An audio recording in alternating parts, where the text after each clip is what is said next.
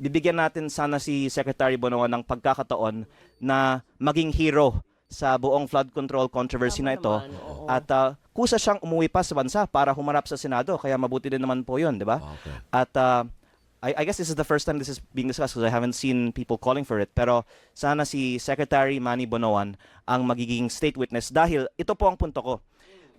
Ang lumalabas sa mga listahan ng mga projects and contractors na ito, sa mga pondo na hindi ina-allocate ng mga congressman, daan-daang bilyon na mas kakonti ang mga nakakuha ng mga mas malalaking mga halaga, corruption is centralized in the central office of DPWH. Ibig sabihin, not again my allegation, but just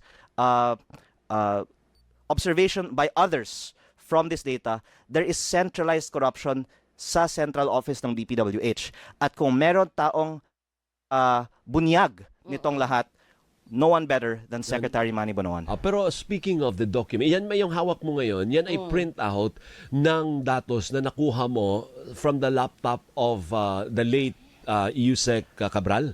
From the computer po. From the hindi laptop, from the computer of... Desktop, opo.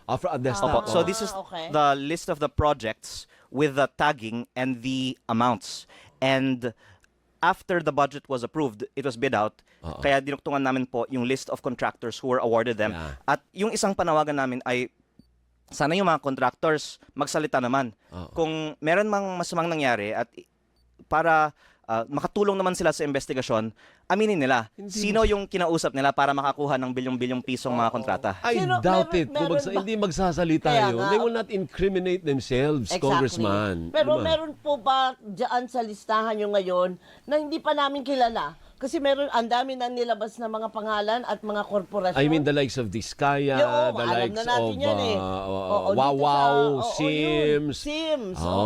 Dito may bago po ba kaming hindi pa kilala? Yung mga contractor ay kilala na. Okay. Yung mga proponent na nagpapapondo ng mga proyekto, yung hindi pa kilala. You mean the politicians? Oh, the Opo. politicians. So sino yun? Hindi ba nakalagay dyan? Walang pangalan ng mga politicians? Alam na ng Code. taong bayan na congressman, senators at iba pa ay may mga allocable. Pero nabanggit nga po ni Senator Ping Lacson, meron pong at least 5 cabinet secretaries plus iba pang mga undersecretaries na may mga allocable.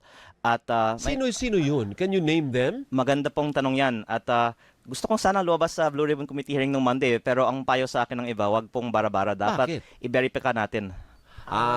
Kasi nakasulat po ang mga pangalan nila, pero dapat maitukoy na may kaugnayan sila talaga sa mga proyekto at sa mga contractor na yon.